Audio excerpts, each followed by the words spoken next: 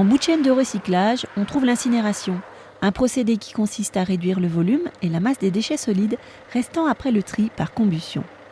Au Certride de Bourgogne, où nos déchets ultimes sont envoyés, des visites sont organisées pour permettre aux personnes qui le souhaitent de comprendre l'intérêt et le fonctionnement de l'incinération. Pour le Certride, c'est forcément une opération de communication. Pourquoi ? Depuis des années, il y a beaucoup, je dirais, de croyances qui se sont installées au niveau local, que ce soit parmi les riverains, mais aussi parmi les élus. Croyances, par définition, pas fondées, je dirais, sur des éléments objectifs. Donc l'idée, c'est de montrer en toute transparence ce que fait le Certride, son rôle, je dirais économique déjà d'une part, mais son rôle aussi environnemental, puisqu'on parle bien de valoriser les déchets. C'est le mode de traitement des déchets le plus coûteux, surtout depuis le début des années 2000, date de la mise en place des normes d'émissions de polluants, obligeant les exploitants à équiper leur incinérateur de technologies de contrôle et de traitement des fumées qui font alors grimper l'addition. Pour diminuer la facture, des efforts restent encore à faire, surtout lorsque l'on sait que c'est 30% de nos déchets ménagers qui viennent alimenter les fours, dont 21% sont encore recyclables ou réutilisables. L'idée, c'est de réduire, je dirais, au minimum l'incinération, les volumes incinérés, pour n'incinérer que le juste nécessaire dans l'absolu. Aujourd'hui, on n'y est pas encore, mais bon, on y travaille. Et puis, montrer que cette valorisation des déchets, voilà, c'est pas juste un vain mot, on produit l'électricité qui est réinjectée sur le réseau. Obéissant au principe de Lavoisier, rien ne se perd, rien ne se crée, tout se transforme, l'incinération génère différents produits valorisables. En premier lieu, on trouve l'énergie. La chaleur produite par la combustion est transformée en électricité réutilisée par l'écopôle. Viennent ensuite les mâches-fer, des résidus solides réutilisables dans les travaux routiers, et les résidus d'épuration des fumées appelés réfium, valorisés comme matériaux de comblement des mines de sel en Allemagne. L'incinération produit aussi des fumées, source d'inquiétude des visiteurs. Donc voilà la fosse où tous vos déchets que vous produisez, enfin ceux qui ne font pas partie du tri, voilà où ils arrivent.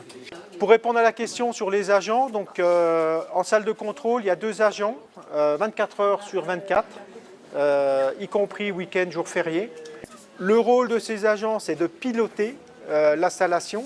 Donc une usine d'incinération, ce n'est pas simplement un feu qu'on allume et puis qu'on va regarder de temps en temps. C'est une installation qui est très complexe, que ce soit dans le process de combustion que dans le process de traitement des fumées et également dans le process de production électrique.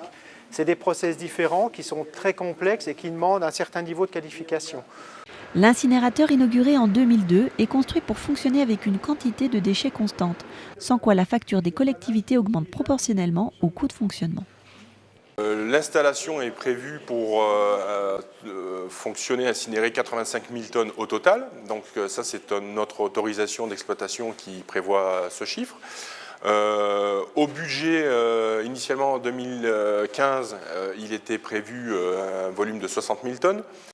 Un vrai manque à gagner pour la collectivité, puisque ce vide de four, c'est des recettes en moins pour la collectivité, et donc des capacités d'investissement moindres.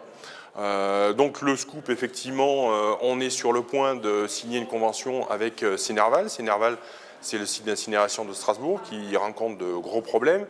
Donc on devrait capter 15 à 20 000 tonnes venant de l'Alsace, qui étaient destinées à aller a priori en Allemagne. Donc on est parti effectivement pour, que ce soit 2015 et 2016, tourner quasiment à plein régime pour les 2 années qui viennent. Aujourd'hui, il est plus pertinent de construire de nouvelles installations.